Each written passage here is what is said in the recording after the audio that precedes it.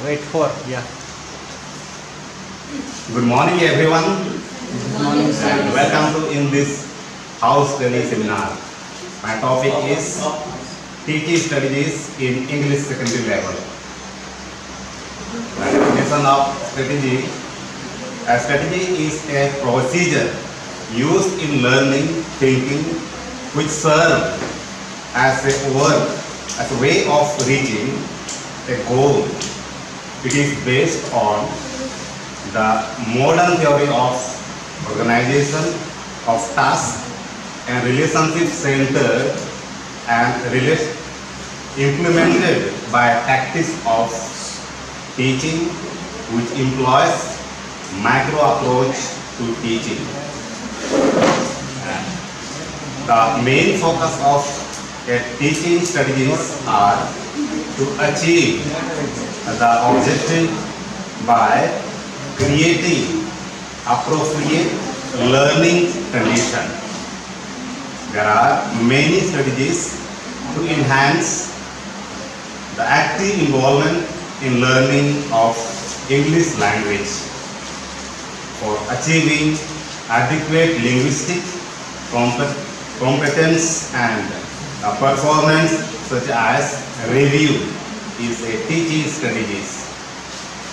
According to the famous, there is a educationist, you can say, or the psychologist S. Morris and E. Stone have defined the term teaching strategies as it is the means to achieve the learning objectives and is the generalized plan for a lesson which includes the structure, the desired learner behavior in terms of goals of instructions and outline of the planned tactics necessary to implement the strategies.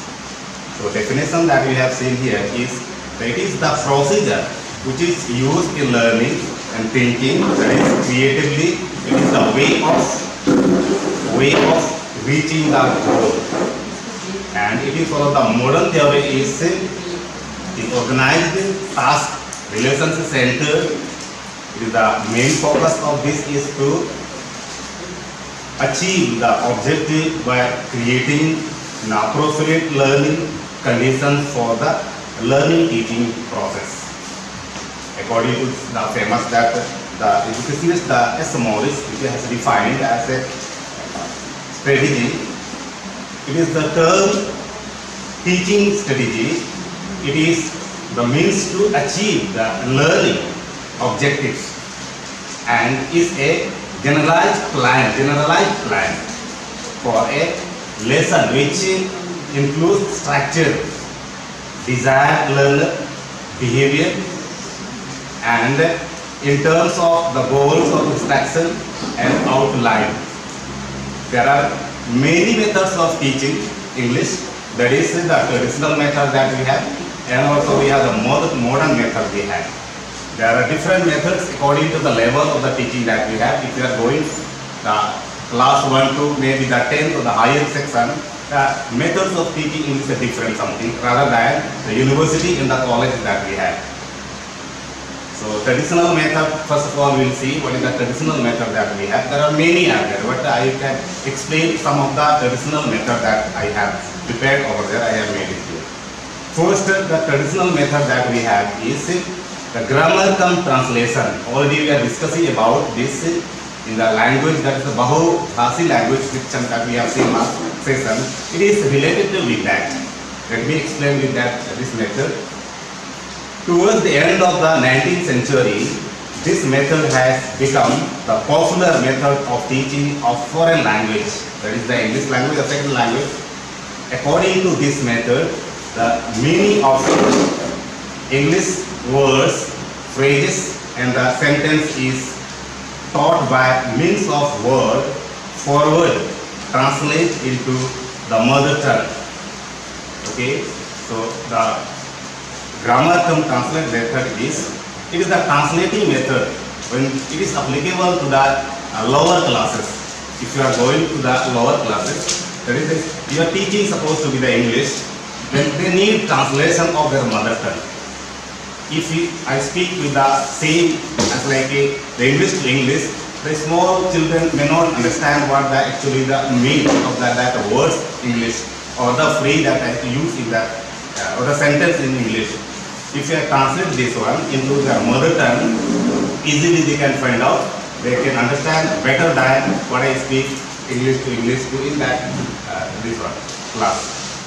So this method is applicable in lower classes. It is very popular in the teaching of English in the lower classes. What is given here is the end of this 19th century. It has become very popular because of the small children. They don't understand of the words English in every sentences of the words or the phrase in English. So what we have to do here is to translate into the mother tongue. They will get more what you can say gain from when we translate to that in mother tongue. Easily they can get the meaning of that particular words. That is now just somebody told potato, said somebody.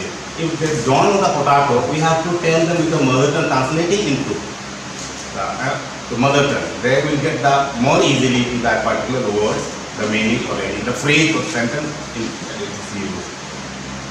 Next we have here is the direct method we have.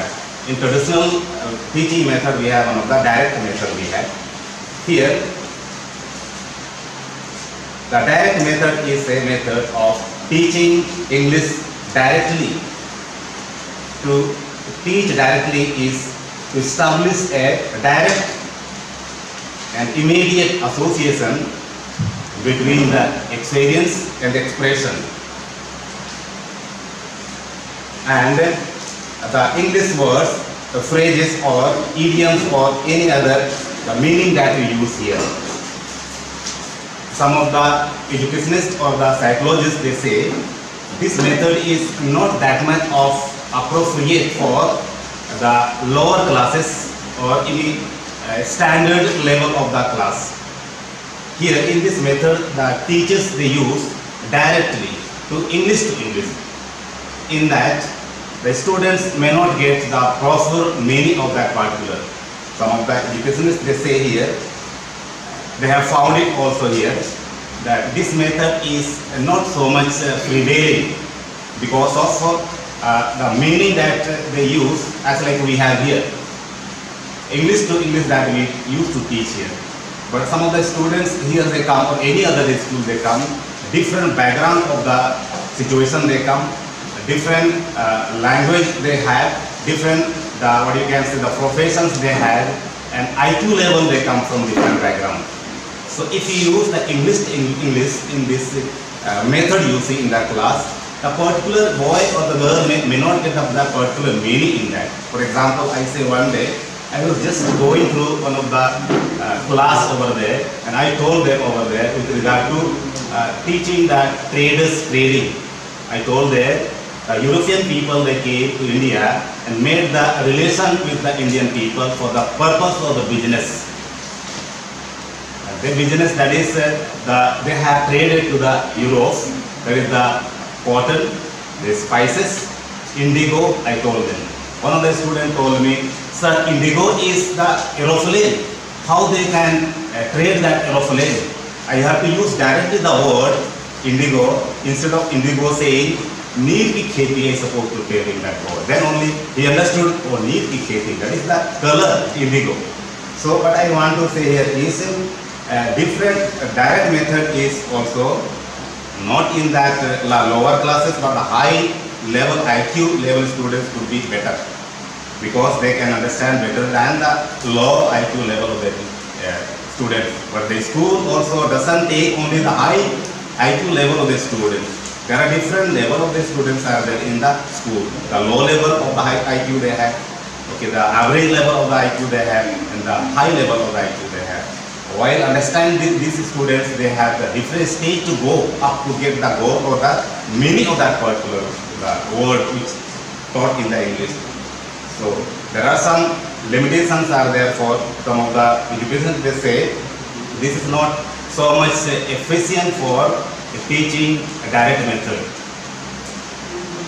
So another we have is the traditional method. We have that is the bilingual method. The bilingual method is a method comparatively a recent method proposed by C.J. Dadson of Wales. Dadson believes that this method is very effective in teaching English or a foreign language because his experiment on students yielded desirable results. There is one of the educationists who says this bilingual method is very effective in teaching the English language. That is comparatively it is more effective than the translation grammar or the direct method, because this has seen in his class using this bilingual method, he has seen the students they have achieved more than what he thought about. Using the bilingual meaning here is using the mother tongue. Not only English to English giving there, the direct method is the English to English to teach the students. But in that they do not know that much of this concept of the meaning of the English words. Using this the mother tongue, they get more gainful of that particular subject or any other sentence or the phrase in that. So the C.J. Dadson says this is one of the appropriate or effective or comparatively it is gainful for the students for using this direct method. So the bilingual method.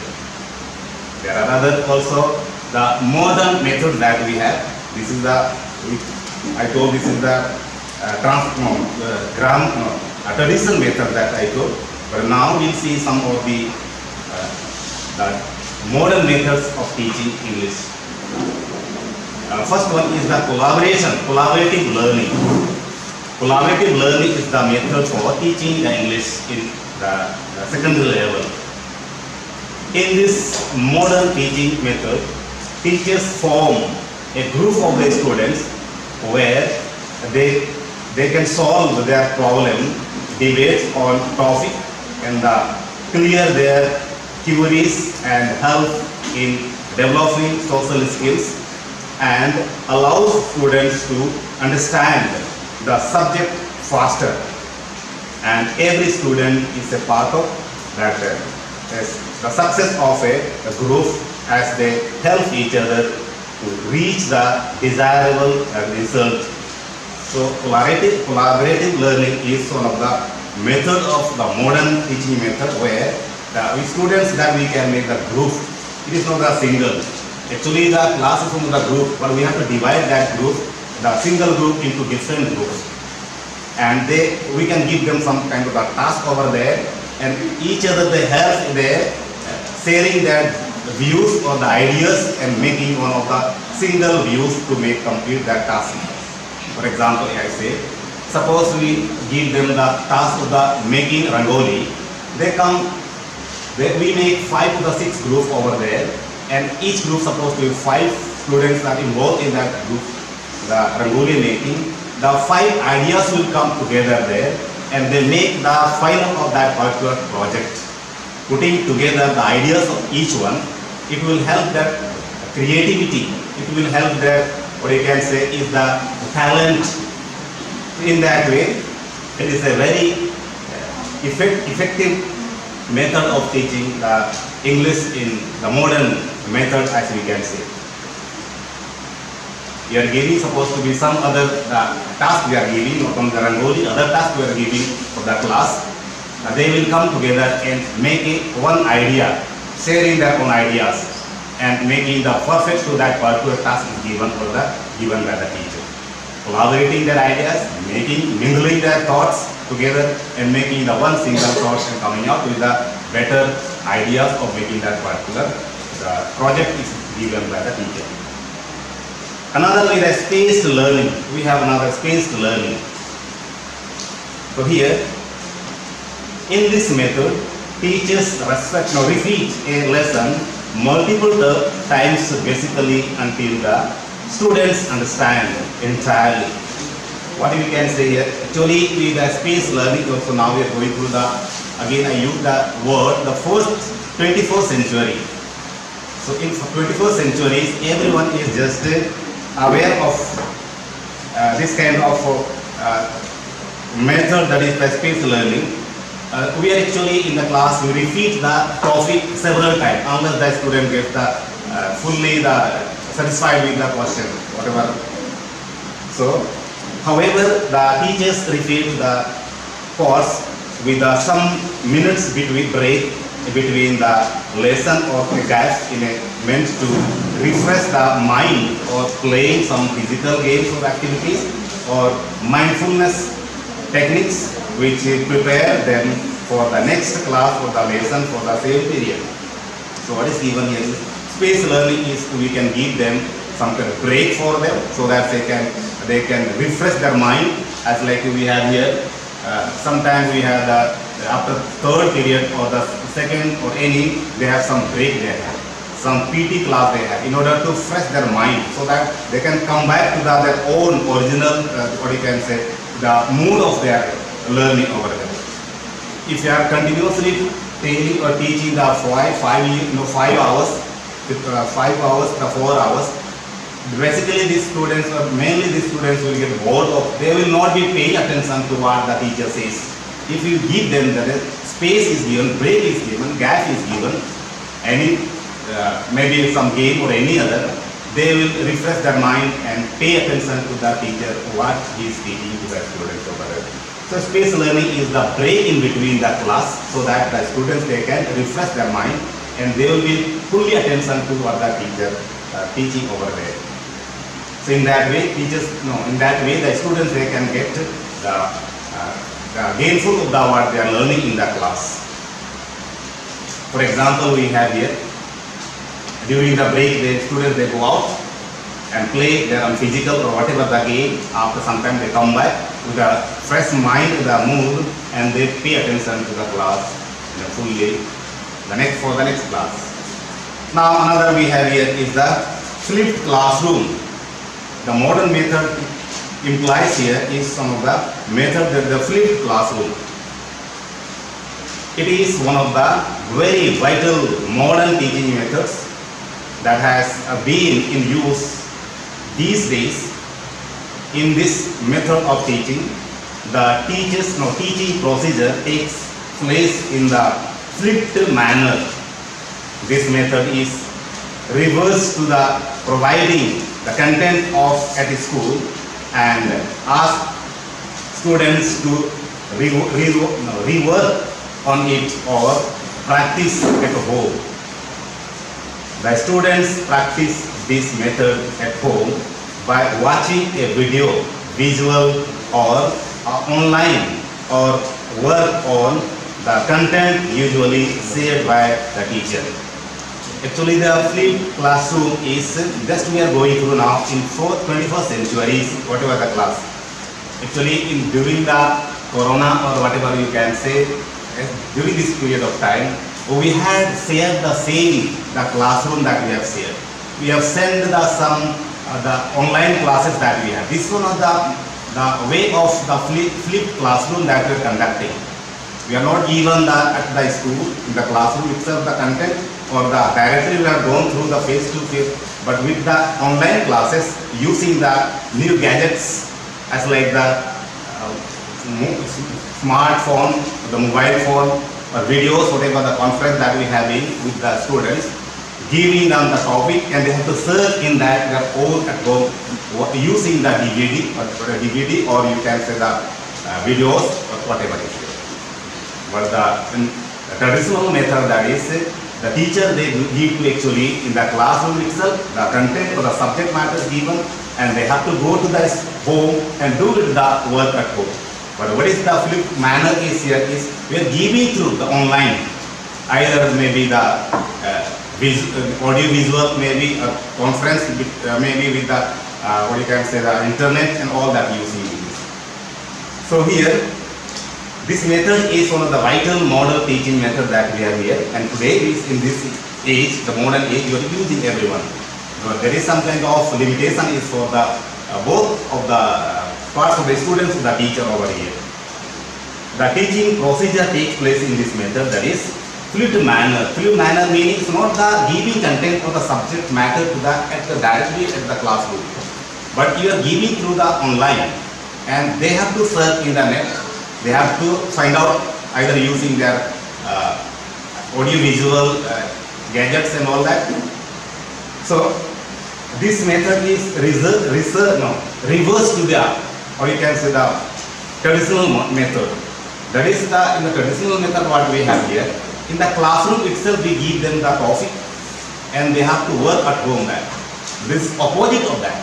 You are giving from here at home, sitting the student and giving the content or the subject matter, and he has to find out from the either by the online or by any other use of this video or the DVD and all that. So now another we have the self-learning. Self-learning. This is one of the modern method we have with regard to the learning English or any other subject that we have.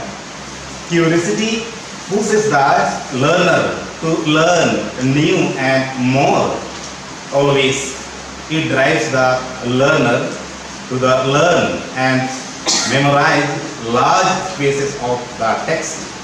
Through their curiosity, students get motivated to explore the subjects they are interested in. So in this self-learning method that we have in the modern theory, the students, they have the curiosity.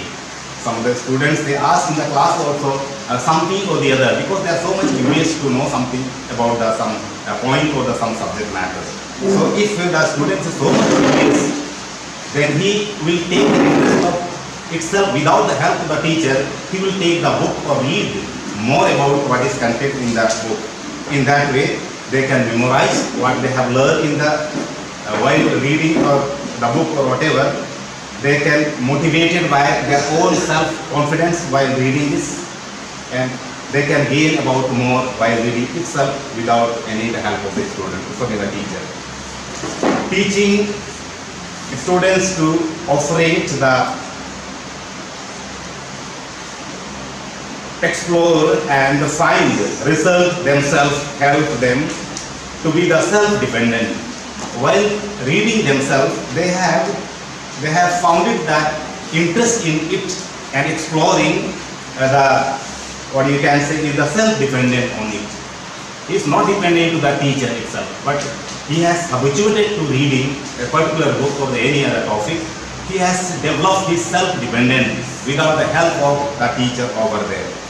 So in this way they can learn, and it can give them more deep understanding of the content in the subject matter. While they are so much confident of reading the book or they have, without taking the help of the teacher or any supporter, they have developed their self-dependent on it, and they can go deep understanding of that particular content or the subject. For example, that we have here, self-learning involves here is the reading the books itself without the help of the teacher. Some of the students we can see in the library, they go just and read because they have the interest in reading. They are developing their self-independence without the help of the teacher. So in the school that we have seen, all the level of the students we can see in the school. Already I mentioned the low IQ level they have, the average level of the IQ they have, the high level of the IQ they have, but also the same, the interest they have is the same.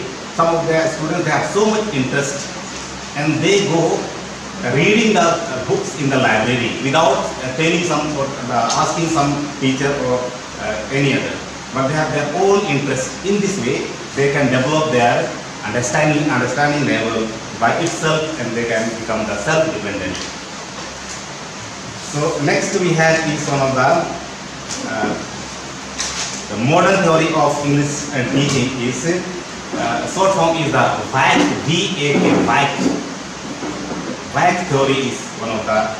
This VAC theory is actually the modern theory of teaching English.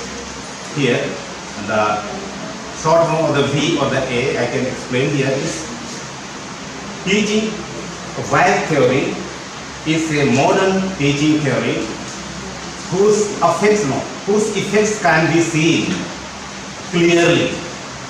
In fact, V is visual means, okay, V is visual means seeing the data, we can understand what is actually the meaning of that. V stands for the visual. Looking at with the eye, we can understand, we can gather the data of that particular subject. Another is that is A. A stands for audio. Audio means gathering the information by hearing by our sensor organs.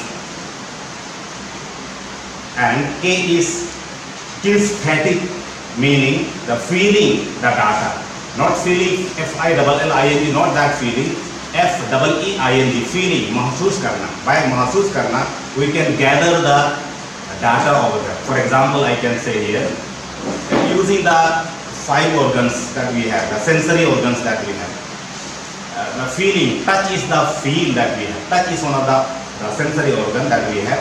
If I bring the high temperature of the iron is boiled, and the behind somebody is bringing in my ear close by, I can gather the hotness of that, the high temperature the iron rod in my nearby ear. In that, the feeling, they can gather the data. By seeing, they can gather the data. By watching, they can gather the data. So this is one of the modern theory that we have. And here we can see, while teaching, some students catch the information by seeing, by hearing, and by feeling. While we are teaching in the class, there are I used to say this, the students are the different background they come. Different the language background they come. Also I say the IQ level of the background they have. So sometimes students are very very expert in understanding. Some of the students are very low to understand, faster to understand, very low to understand, and every level of the students to understand. If I explain something, some of the students they can within once I explain they can understand. Some of the level of the students are there, they are twice thrice I explain, then only they can understand. And other one is more than the 10 times, then only can understand. So what is that here in this method of teaching is by hearing there, some of the students they can get the knowledge about what the teacher means. By listening, by hearing, or by watching, they can get the meaning of that particular subject, or feeling of that particular, this one they can get the meaning of that particular subject or anything. So there are some of the traditional and the modern teaching methods we have.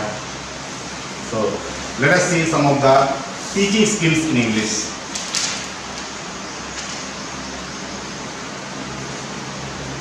There are some teaching skills in English. So first we will see reinforcement skill. There is one of the skill is there, reinforcement skill. It involves teacher encouraging students response with using the verbal praise and accepting their responses. So when we teach in the class, teacher used to say or encourage the students, those who are doing well.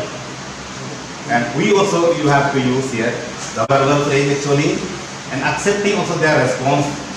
Here, when one student has done in the class, we have to tell, supposed to be praise him, encourage him. For example, well done, very good.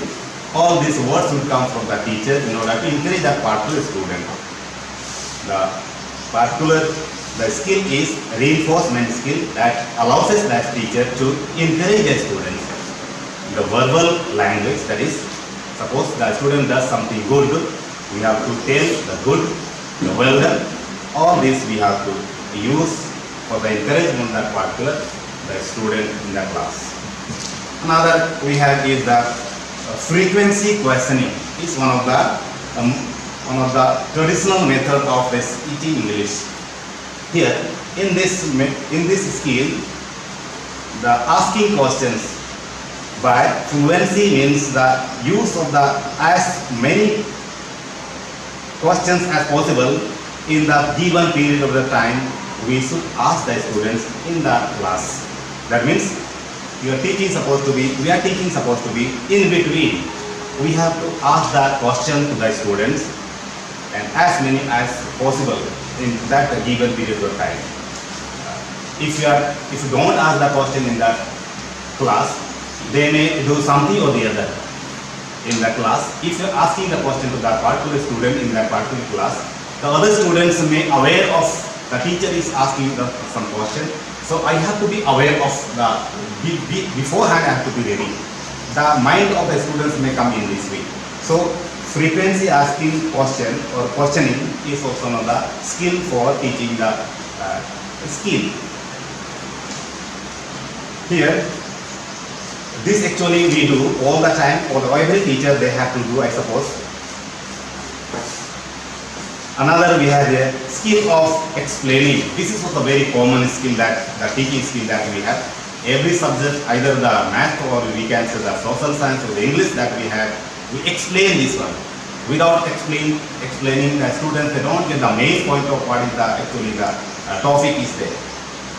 An explanation is the set of interrelated statement made by the teacher.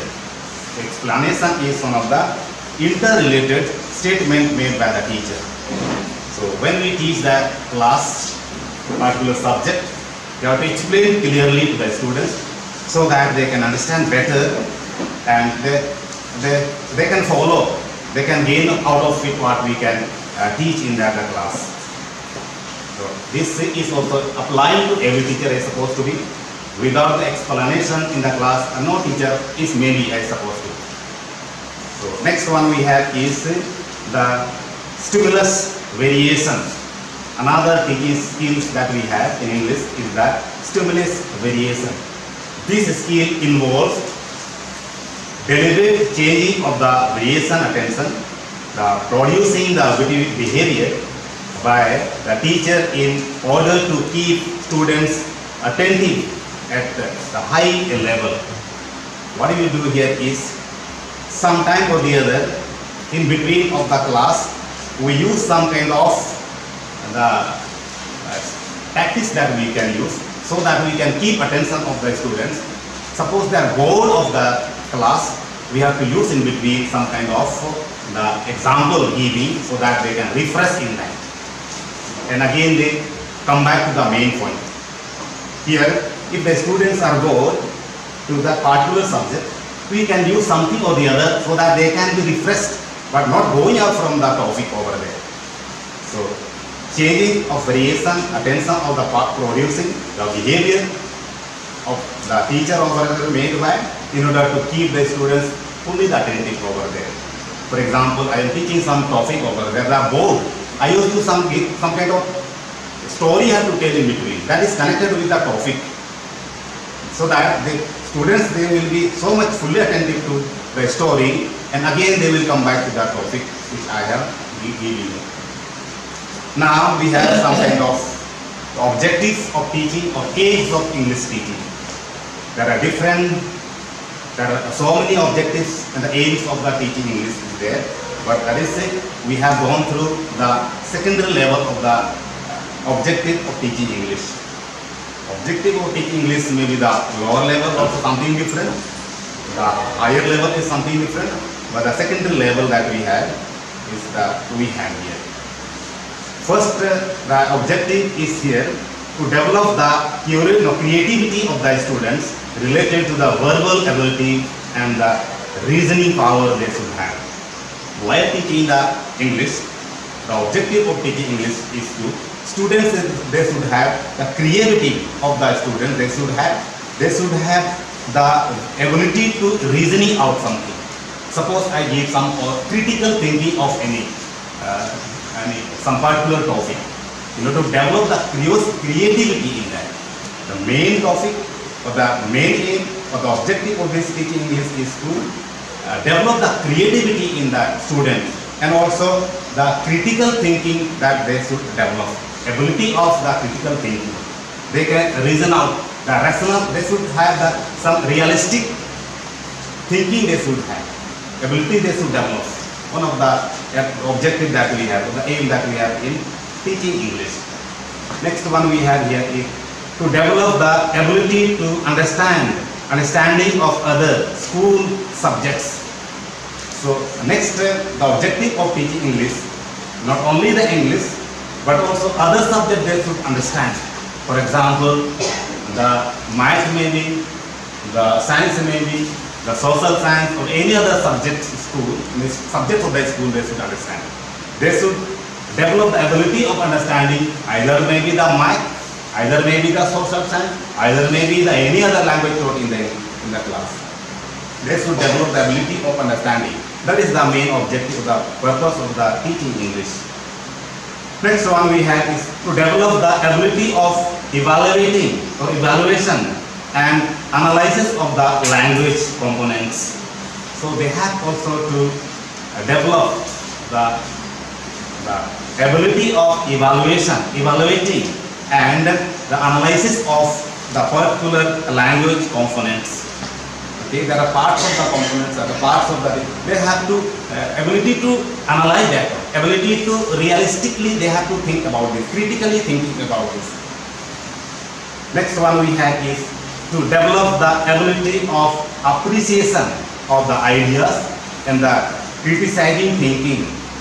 So another objective that we have in the secondary level is the teaching of English is the ability of the appreciation they have to develop of the ideas. Every and each one is putting the ideas that has to be appreciated by the students if it is good for. And the critical thinking, criticizing thinking, that has to be developed in the students in the secondary level of the student. Next we have is to develop the values, the moral and the character of the students. So in the secondary level, the aims and the objective of teaching English is to develop the values of the students, the moral characters and the character of the students that have to develop. In the school that we have, some of the students we can see, they are just odd to the other students. They have not worried about the teachers. Some of the students, they are not, I will tell everyone, but some of the students, they have, this is a very, what you can say is in very, they don't want to wish to the teacher even, I say, some of the, I have seen. They have not even developed their values of the teacher. They have developed their manner, the character, so that has to be done. That is the developing of the, or aim of the, or the objective of the teaching English. So some of the students, they have not developed the values of, or the moral or the character of this. So the main purpose of the teaching English is to develop their values and the moral and the character they have to build up. Another way we have to say that aims of the teaching of English is to hold around development of the students. Hold down development here includes all the 5 topics I have explained here. Creativity, development of the students, critical thinking of the students, the ability to understanding or evaluating.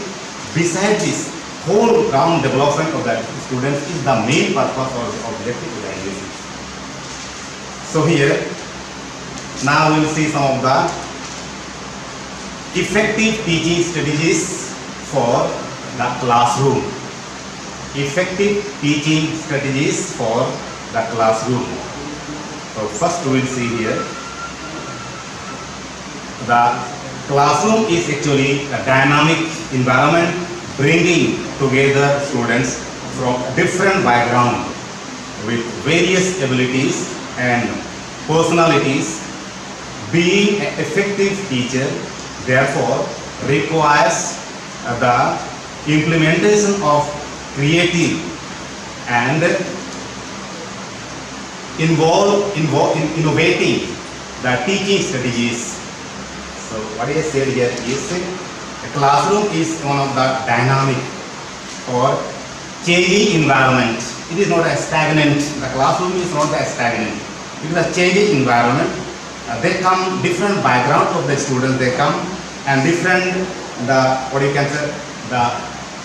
personalities of the students, they come different language background, they come, and where the students, they change their personality over there by changing their mentality, we can say, by changing their mind in the school over there. This is the place for the changing place, in other way, dynamic environment we have in the classroom over there, where the students, they can change their mind, change their character, change their is the thoughts and all that.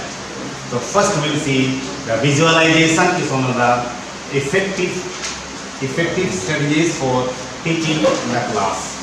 Visualization.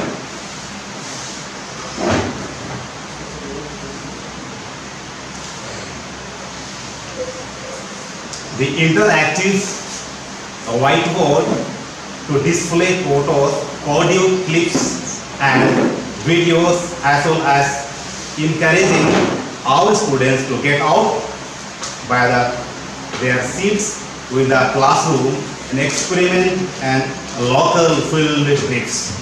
Here, visualization is meaning here is to be just looking through the eye and picturing out in our mind, not in the textbook itself, but rather it is in our mind, some picturing out.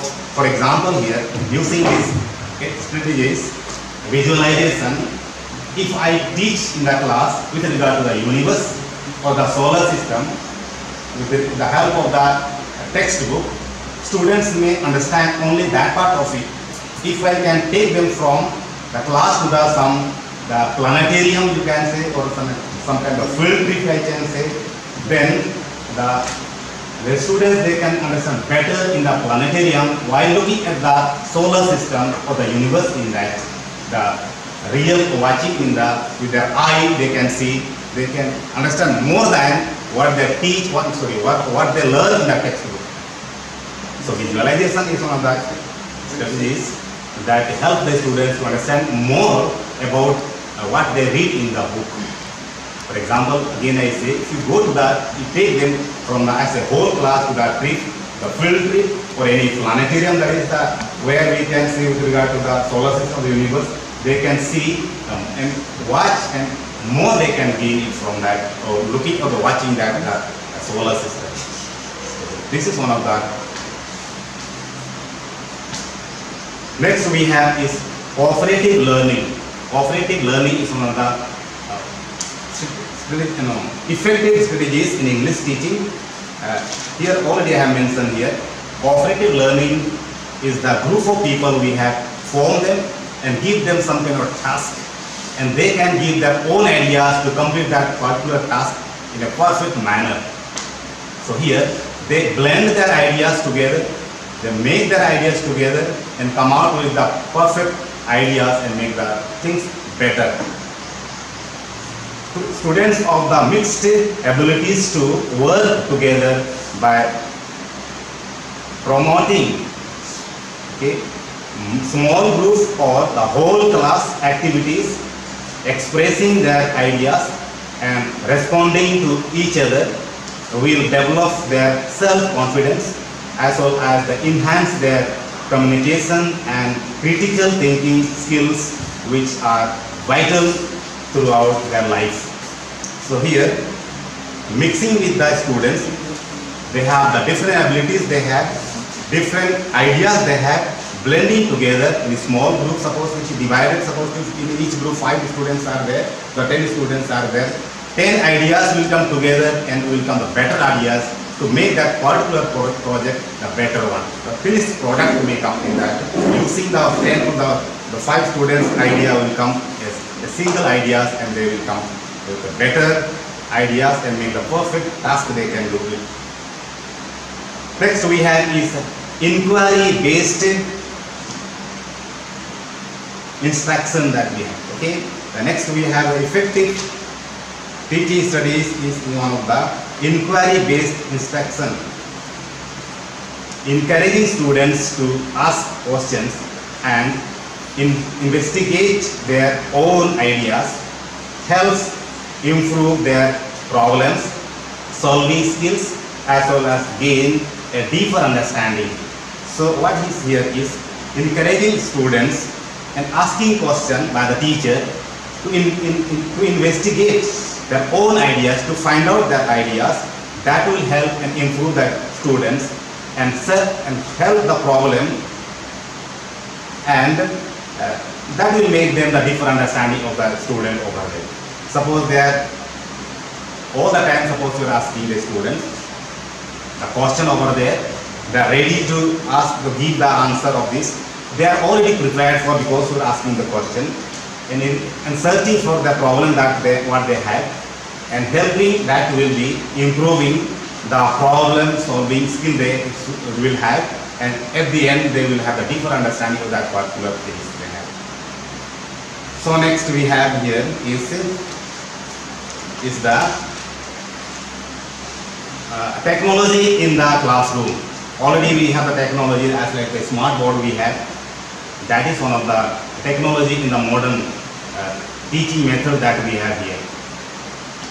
In this, we can use the smart board, we can use it, or any other device that we can use in order to make the students understand better. Incorporating technology into the teaching is a great way to achieve the activity, engage students, especially at the digital media, mobile, that is devices, and also the surround the young people. Suppose we are using in the class all these devices you are using as a young students, they are so much interested in that. Other day I was just I got one of the this one beauty I got in the class 10, and I was just going through the class 10 over there, and there was one the magic on the road, the vehicle was going through, and something with the local language, that is called modern language you can say. The Sadri Gana was there. They are writing the students, and they are just dancing as like they're enjoying there, though they are writing the exam, but they have left that writing exam, and just they are aware of that the sound, the digital sound. So what I mean here is, in this modern age, technology that will surround the young people, not the old one, I supposed to be. So what I mean here is this technology that we have here, a smart board that we have, that will be the great help to the activity, engaging the students in the classroom, and especially the digital, that is the media that we have, devices that we have. So this is one of the technologies we have, the effective teaching strategies that we have. So next we have is the behavior management. The behavior management we have. So another we can say is the classroom control that we have. Behavior management or the classroom control. The effective strategies in teaching English. Noisy and disruptive classrooms do not encourage a productive learning environment. Therefore, developing an atmosphere of the mutual respect through a combination of the discipline and that reward can be beneficial for the students. So if you are going to the class over there, the behavior management is so necessary in order to maintain the atmosphere of that particular class. There is a noise is there supposed to be, there is not a discipline is there supposed to be. I don't think that the students can deal in that. So there should be that class control should be there. Suppose we have all the teachers we are here, and we have the experience of each class we have over there. Also the students that we know them particularly, and if the class is so quiet, the teacher can enjoy the teaching even more than the 2 hours. Suppose the disruptive class is there, even if one is doing something or the other, they're not listening to the student in the class teacher over there, to the teacher over there. The teacher may be not willing to teach in that particular class. Suppose the class is so quiet, he has the control over that particular class, then the teacher can enjoy more than 2 hours, I suppose. So what is being said in this some effective teaching strategies? Noisy class or destructive classroom may not encourage the productive learning in that. So there is if you have to maintain the atmosphere of the, what you can say is mutual respect through the combination of the teachers and the students over there while making the discipline in the class. That will be beneficial for that student in that class. Another we have here is the classroom management strategies. Effective teaching, that is I wrote, but now the classroom management. How do we can manage the classroom while teaching in the class? There are different, the management is there, different strategies are there, tactics are there, but some of this one I have written down here. The first one could be model and ideal behavior. Model and ideal behavior is one of the management, the class management strategies. The teacher clearly explaining the topic and proper the behavior can effectively teach students how to act the different situations. So here is something, the one strategies is that management of this. The teacher clearly explaining the particular topic, the proper behavior of the teacher can effectively teach the students over in the class how to act in different situations in that. So next we have is encourage initiative. Encourage initiative. In somewhere the other I have told this with regard to this topic. The teachers should allow the students to actively participate in learning process. So in this, with regard to the management strategies, teachers should allow the students actively participate in when they are asking questions. We should allow them. We should allow them to read the question in the class. So in that way, they can learn better way. We should not stop them in the class while they are asking some of the questions, or we should encourage them to ask questions so that in that way they can develop their mental, or you can say the creativity of the mental. We have another case here, using non-verbal communication. Using non-verbal communication in the classroom. The complement words with the actions and the visual aids to improve the content, actively helping students focuses and process lesson. So using the non-verbal communication. This complements words with the actions and the visual aids to improve the content, deliberately helping the students focuses and the process of the learning over there. Okay, the next one we'll have to go through is the flexible seating arrangement should be there. While the classroom management strategies, one of the strategy is the flexible seating arrangement. There are many different ways to incorporate the flexible seating in the class. So while making the seating arrangements in the class, as like we have, the students are sitting in the same place, the same line. It could be something like a stagnant. So if the teacher makes some kind of the arrangement for the seating arrangement in that, it could be better for the students, or they can get more attractive to what the teacher has arranged for the seating arrangement. It may be the circle either, maybe changing of the, what you can say, the particular line to the other line. Some of the classes that we can see, students they change every week some line to the other line.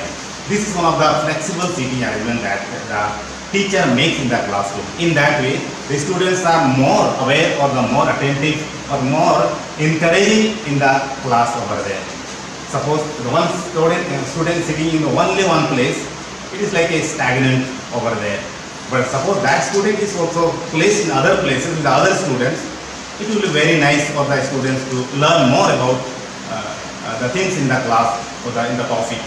Because in same place sitting is, I think so, it is not good, I suppose to be. Another we have semantic assessment, that is one of the management strategies that we have in the class. That is we are going through this. Okay.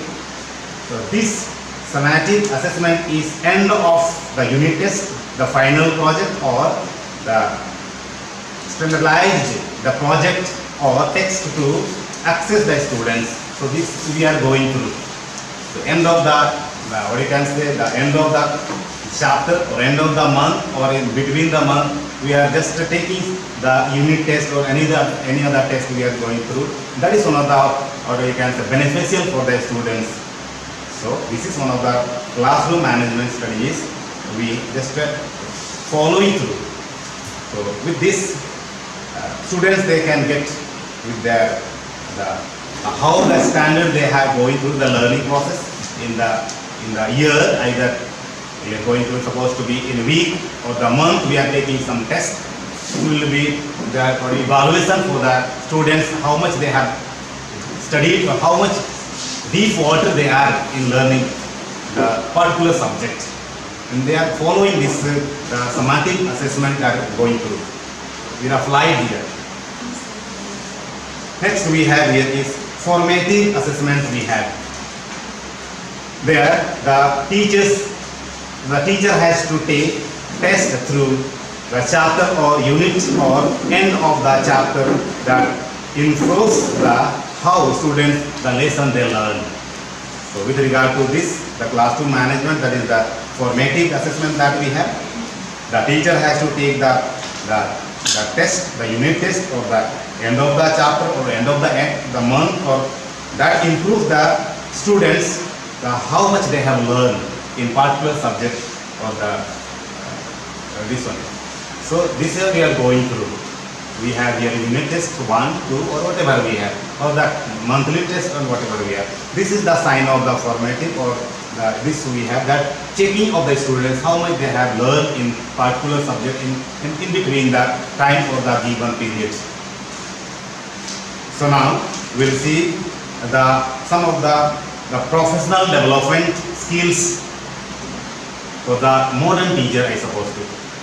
Some of the professional development, the skills for the modern teachers. There is one of the skill is the adaptability. Adaptability is one of the skill is there for the modern teacher. That means, as I speak about again, the 21st century is something changing as a dynamic while with regard to the learning and teaching process. Actually, there is some limitations are there for particular either of the both. Teachers, they need to be new gadgeted, they have to be flexibly, they have to be adapted. Since the National Education Policy 2020,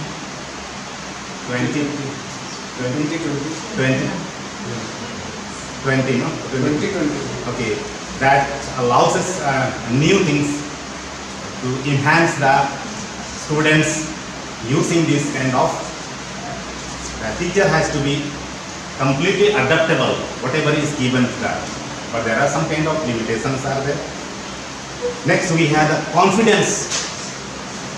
Another professional development of the teacher is the confidence should be there. Every teacher needs to have the confidence, not only themselves but also to their students and the friends, or with regard to the parents also. Teachers should need to have the confidence. If you have no confidence over in the class, I don't know how much we can teach in that particular class. That needs the control over the thoroughly thoroughly we have to get the subject matter of that particular subject.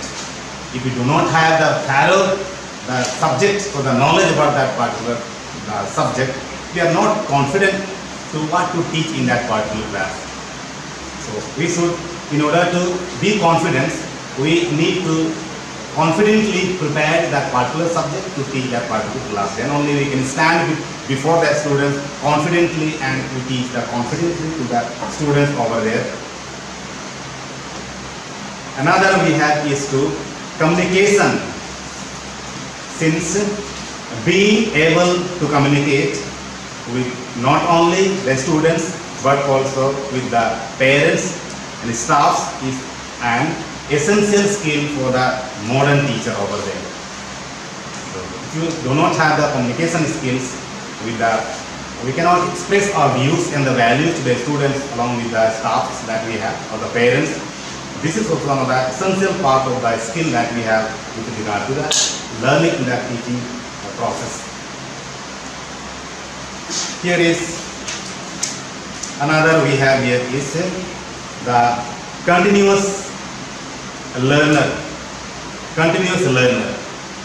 Teaching is a lifelong learning process. The world is always changing along with the curriculum and educational technologies. So we keep it up with regard to this. So teaching is the lifelong learning process. So every now and then a teacher is a learner. There is no barrier or any other things to learn. So lifelong learning process is this. So as the changes it changes the time or what you can say is the teacher has to adapt along with this. The curriculum of the activities in the class is adapted over there. The educational policy is made along with the board or whatever is there.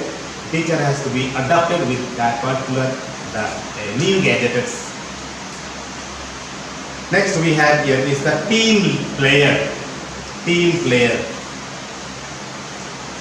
Able to work with the part of the group or a team and students which provides the chance to learn. So a team player. Teacher is a team player which is able to work with the part of a group or the team is the staff member and the students which will provide him a better chance to learn in that. So next we have here is imaginative. Another the professional skills that we have here is imaginative. The most effective tool a teacher can use is the imagination. Teacher needs to be creative, think of the unique ways to keep students engaged. So what is given here is one of the professional development skill with regard to the teacher as a modern teacher. Imaginative, it is one of the effective tools that they have. Teacher can use in the class or the teaching over there. Teacher needs to creatively or to be creative and think of the unique ways to keep the students engaged. So what is given here in this the skill? Teacher he has to be creative. He has to think new ways of keeping the students engaged. For example, I say the students are not interested. You can crack over there some of the other stories or the job related to the topic over there. That is one of the creative thinking of the teacher to teach the students, engage in a particular lesson or the subject over there, so that they will be so much attentive to. This is one of the tool the teacher has, and that is using for keeping the students engaged in particular class or the period. Now, last one we have is one of the commitment is one of the main professional development skill the teacher has. a modern teacher needs to always be engaged in the profession. The students need to see that their teacher is present and dedicated to bring bear before them. So commitment is the main features we can say, or the skill we can say, for the teacher. Always engage with this profession, whatever he has, and if the students need to see him dedicatedly in everywhere before they come to the class over there or anywhere. So we have seen many other along with the traditional method, along with the modern method of teaching, methods that we have, teaching skills in the English that we have 2, 3, 4, we have seen this. The effective teaching of the strategies teaching English we have seen. That management, the classroom management strategies we have seen, and the professional development skills we have seen for as a modern teacher. As a conclusion, I can say over here is every learning or teaching strategies has its own limitation or demerit, and no one is complete within itself, but the merits of each of these language learning or the teaching strategies can be effectively used in order to teach a particular skills. So, thank you.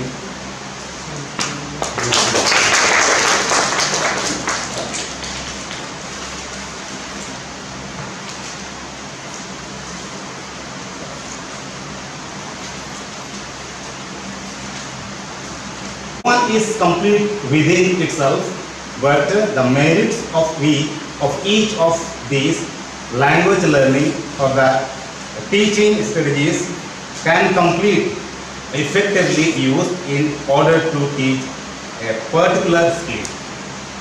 So everyone has something or the limitation that we have, the demerit we have, in every subject something or the other. Way of limitations in reinforcement learning. Okay, first question is there, and second is in collaborative learning, which is given by Vygotsky. Actually, there are some basic facts ZPD, zone of fractional development, on which this learning is based.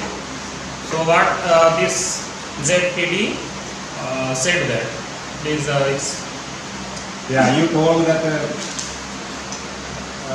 reinforcement. Yes. Reinforcement method I didn't say, but reinforcement skill.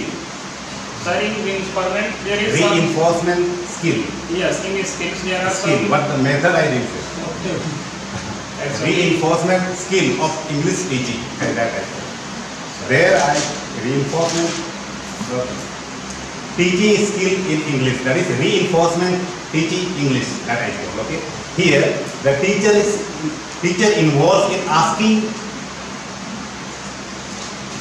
Teacher is encouraging the students over there. Suppose you are teaching in the class, one student is doing well, we have to use the words such as the good, well done, very good. All that has to be encouraged to that particular student so that he will go ahead of what is in that level of the standing over there. And collaborative learning, I told there is that together the group of the students, either the 5 or the 10 we have made and given some kind of task we have given them, and they have to make that and blending their ideas together either with the 5 or 10, they will make the better ideas of a single, and they will make the perfect, the task is given, they will make that. For example, I said here Rangoli making, 5 or 10 students have come together. Single student may not make that much of the better Rangoli over there, but the blending of the ideas to the 10, it will come up the better. The task is given the Rangoli. second explanation is very good. And actually, at first I want to say that there are two types of reinforcement. First, negative and positive. Just like suppose that any particular child is in class 2 and 3. He has done something, and I have said if you will obtain very good marks, I will give. We will buy a new bicycle. I will give something new for. And child try to score good marks. Okay, this is good, but there is some limitation. If you will do this type of reinforcement, then obviously psychologists say that obviously there will be negative effect on their mind, and at a time it will be wrong decision for the child as well as for parents. So this is the negative view for the reinforcement. And positively, all we know, if you will say very good, you have done well, then obviously they will think for do any other particular thing, okay, and always they will think to do something new. So this is the positive way of reinforcement. So, in the beginning itself I have told, students are not the same level they come from. They come from a different background, they come, different language background they come, different IQ level they come. I told in beginning only, there are 3 levels of the students in the class. First they understand the high IQ level, they understand within once we explain they can get it what it is. But the average level of the students are, twice thrice we explain something, then only they can get it. But the lowest one, even the 10 times we can explain, but they may not. But there is what you have said is, every subject for every one has something or the other, the limitation we have. Even in the, everyone or every subject has a limitation or the demerit that we have. The positivity is that is the well done, I said, no? Somebody is doing something, well done, very good. The negative is there, we cannot help that in that. But we can just support him. You can do next time. In that we can encourage him. Suppose he has not done well. We cannot tell him, you are not doing this and that. But okay, next time you can do it well. In that we can encourage him. But the negativity that we have, the limit, or the demerit, or the limitation that is prevailing to every student, everyone, every subject.